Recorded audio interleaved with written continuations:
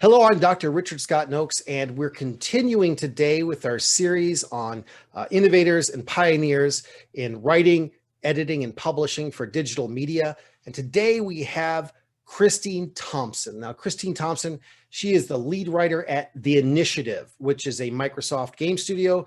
She's currently working on a new AAA franchise for Xbox and PC. Can't talk about that right now because it's still in production. Her previous writing credits involve being the lead writer for Destiny 2. Now, that work was translated into 13 languages, and the best count we have is over 160 million total players. So she's had a lot of readers of her work there. While she was writing for Destiny, she also wrote 3 comic books, working with award-winning artists for Destiny. Before that, she was the lead writer for Star Trek Online. She produced somewhere in the realm of 4 million words for that game. And in addition to writing for the game, she also published short stories for Star Trek Magazine. She's also been the community writer for Cryptic Studios. That's outreach for websites, community outreach for the game's champion for the game Champions Online. My apologies.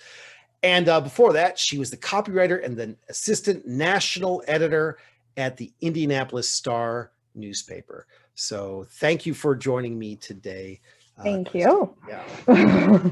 Okay, so how did you when you started off, I guess, in working in Indianapolis Star, the kind of work that you're doing now didn't even exist in the world, maybe, or maybe it barely existed. So tell us how you got into digital publishing or digital. Yeah, it barely existed. I mean, I was part of the newspapers I worked at before the Indianapolis Star. I was kind of part of the digital transformation where they actually started bringing PCs into the newsroom instead of these, big clunky, dedicated machines. And I was really interested in digital media at that point. I was trying to transfer over into digital for websites, but it was super new and a lot of newspapers didn't even have a digital strategy at that point.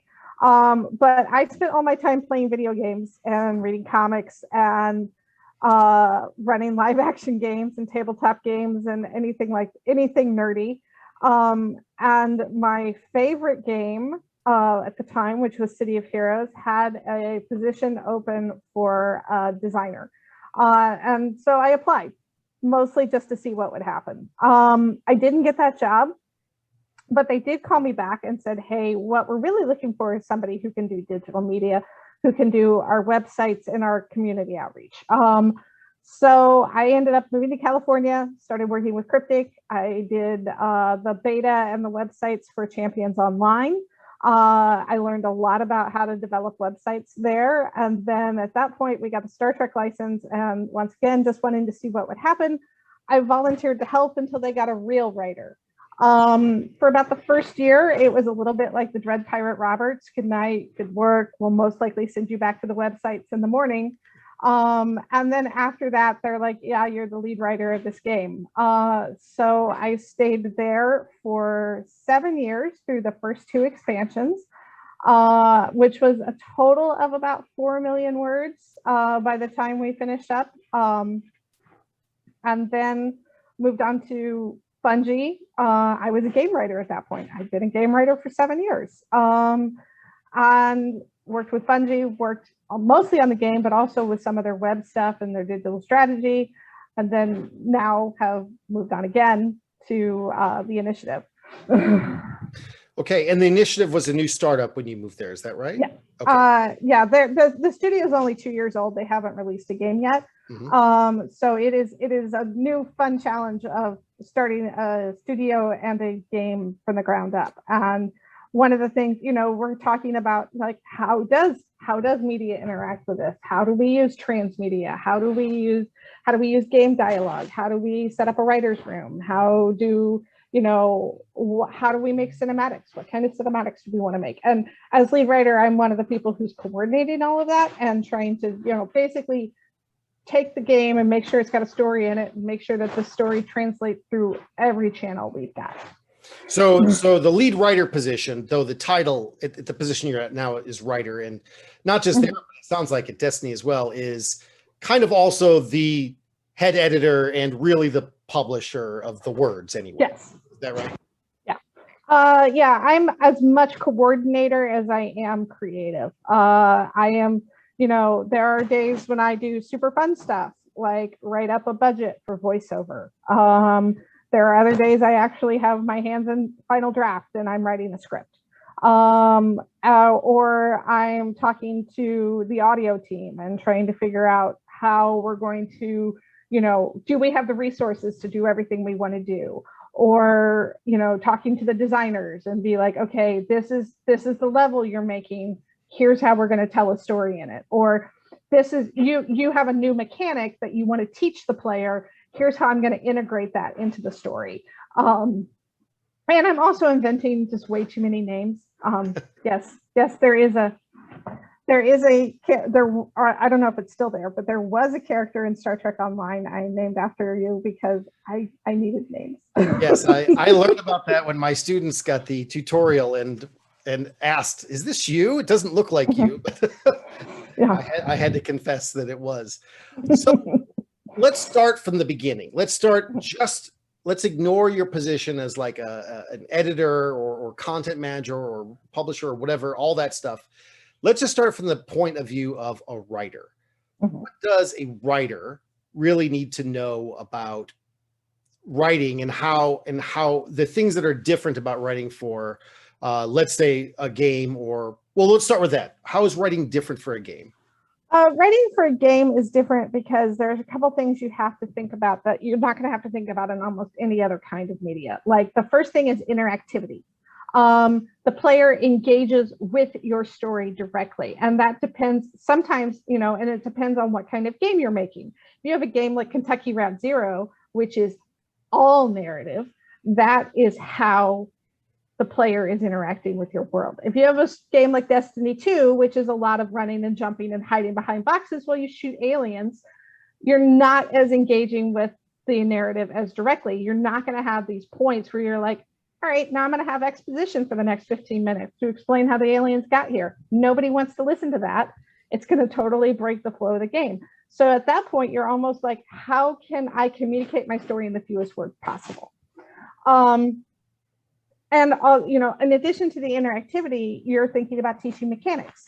One of the hardest things to do in any game is to tutorialize it. You have to teach somebody who maybe has never picked up a controller before how to interact in your world, how to use those new mechanics, how to, fire a gun, how to, scan a wall, how to, target an enemy ship.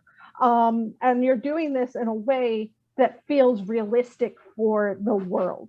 Like I write in a very different story for Star Trek than I did for Destiny, even though they're both sci-fi games. In addition to that, it's a lot of UI. Everyone, when you think about a game story, you think about cinematics and the story. That's really only about 40% of my work. A lot of my work, the majority of the work, is everything in the game, and we call them strings. Everything in the game needs words. Every string needs words. So every bit of UI you see has to have a word in it, has to, say health or whatever. Somebody had to put that there. UI being user interface, is that right? User interface, yes. Every weapon has a name. Somebody had to put it there. Every item has a description. Somebody had to put it there. Every mission objective that says, go here, somebody had to write that. And somebody had to figure out how to do it in a certain amount of words and a certain amount of space, because in your user interface, you only have so much space. That is clear and understandable to all your players. And then understand when it gets translated to German, it's going to be 25% longer. So,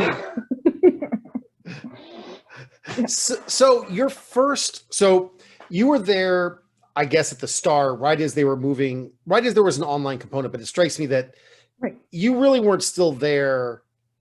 Like the basic paradigm was still print at that time, right? Yeah. But that first job you had doing, once you were writing for Champions Online, community outreach, that still, I think today, is a kind of entry-level job. I mean, very often you'll see the Twitter feed or whatever is being run by sometimes the unpaid intern, which is foolish, or get paid. Get Yes. paid for that work. Social media is no joke. Well, it's also, I think, foolish for a major corporation to have an unpaid person writing their social media, thus causing scandal. But that's a very different kind of writing. Normally, when you think about writing, you're thinking about like, I'm producing a single thing and it's going out in the world, and then I'm moving on to the next thing. But it strikes me that that's a lot more directly interactive. Is that right? It is a lot more interactive. And it's one of those things, if you're doing community and social media, I mean, those jobs can eat your life because it is so interactive, because you do need to respond to what players are asking and what they want and what they need. And, and then if you're running a forum like I was for Champions at one point, Saturday morning, when you think you're going to have a couple hours to yourself, is when they decide to get into a fight and start exposing each other's police records. That happened. So you had to, so I had to jump on the forums and start banning people. There is, there's an interactivity to it. There's a responsiveness to it. You have to be much more playful. You have to be genuine. At this point, a lot of social media and community writing is about being real. Everybody has seen those social media accounts that sound like they were written by a corporate robot. There is, they suck. They're not great, but like Wendy's has actually done some really, really interesting stuff on Twitter with just being lively and playful and connecting with people that way. And that's a very specific and very creative kind of writing. One of the things I did when I was in community writing, like I said, I had to ban people on the forums. Nobody likes to be the person that has to come in and, ban people and tell people and enforce the rules. So I created a character that did it. And it was a character from the game named Plaxbat. And he was wacky and strange, and he would come in and he would wave hammers around, and he would demand that everyone, if anyone wanted to speak in this thread, they had to speak in 1980s movie quotes. And I would do it with humor to try to diffuse difficult situations. So the other kind of writing that you did, so when you did the comic book writing, was the paradigm of comic book writing, so for example, I've done a lot of recent scholarly work on comic book writing, and even though the comic books are frequently, you're looking at them in a digital format, still print tends to be the basic paradigm. Was that still the case for writing it comic is still books the case, and in fact, most digital comics, and like the Destiny digital comics, were done this way. The intent was eventually we would have enough pages to put together to make a trade, which is 100 pages or more.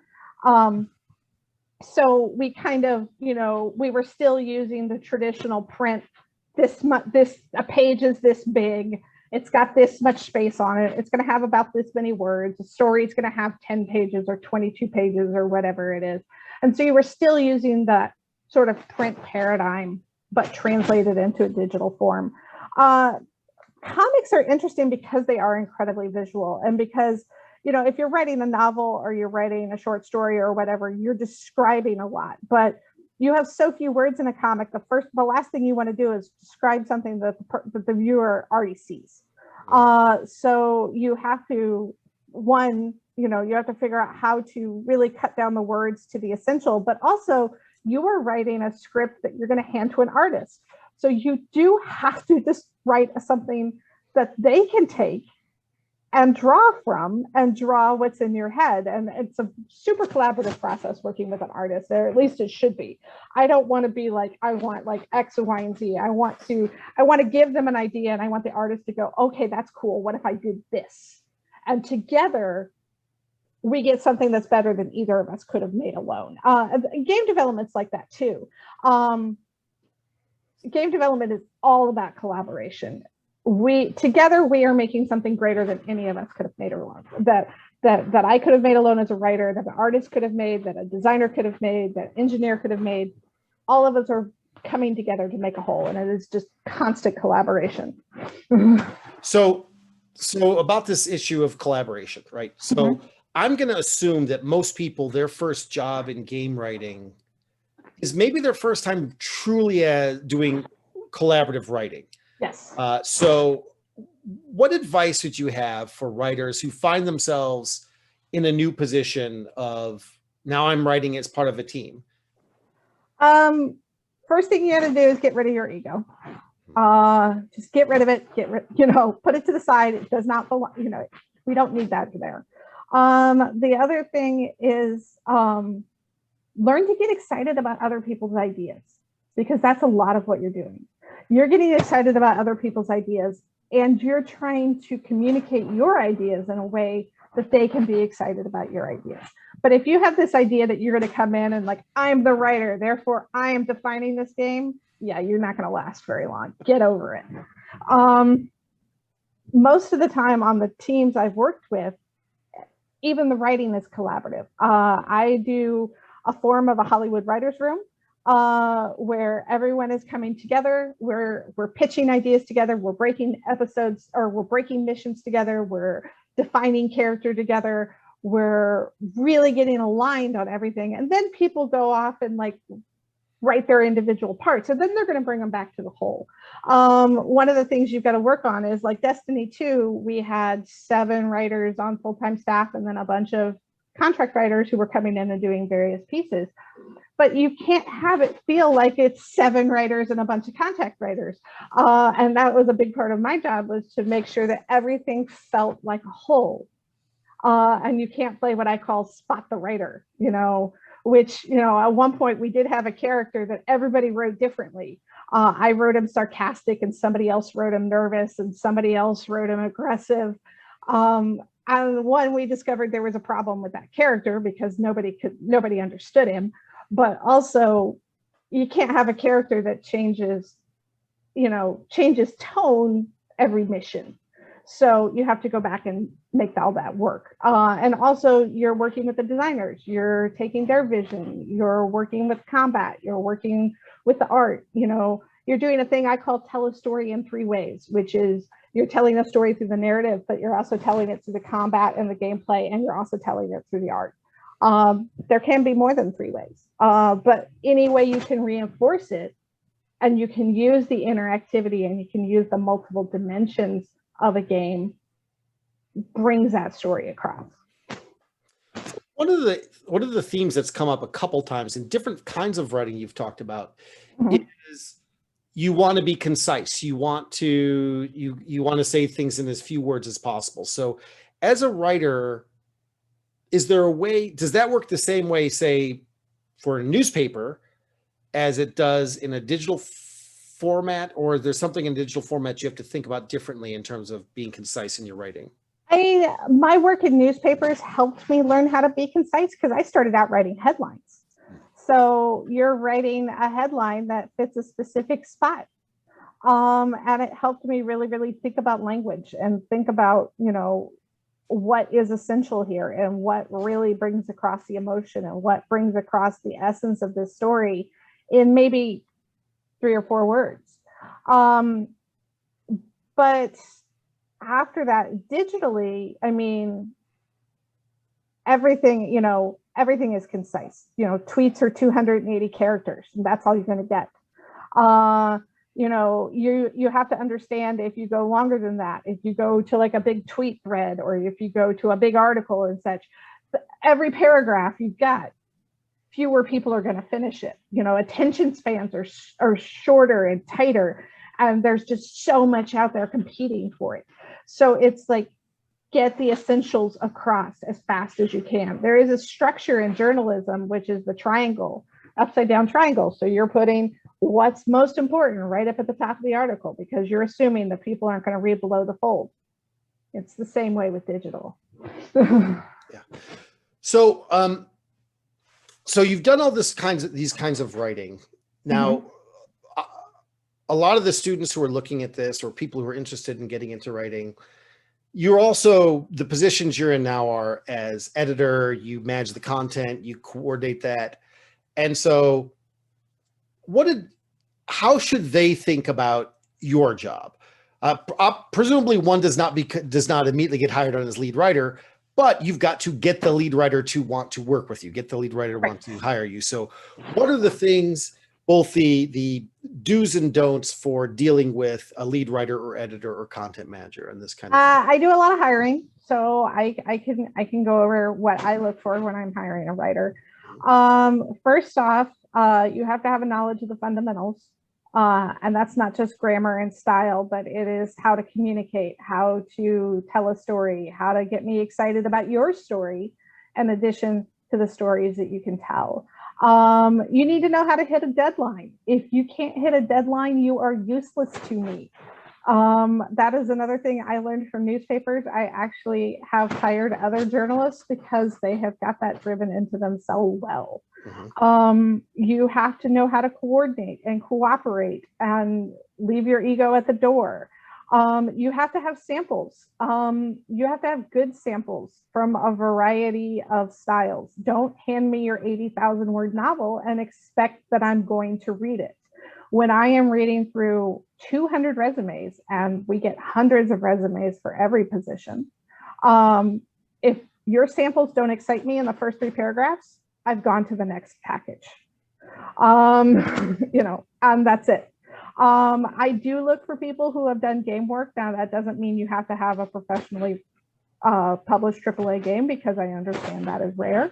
But there are a lot of ways out there that you can get this experience. If you want to be a game writer, you can look at, programs, everything from RPG Maker to Itch.io or things like that, and make your own games. You can work with an independent team. You can get into something that has creation tools like the Skyrim set and make your own thing. You can show me a video of your work, but you have to show me that you are willing to put in the work. And if you're coming into an established franchise like Star Trek or Destiny, I can tell when you are blowing smoke and you don't know this franchise. I'm not requiring you to have the wiki memorized, but know who Spock is. Know the difference between a Titan, a Hunter, and a Warlock.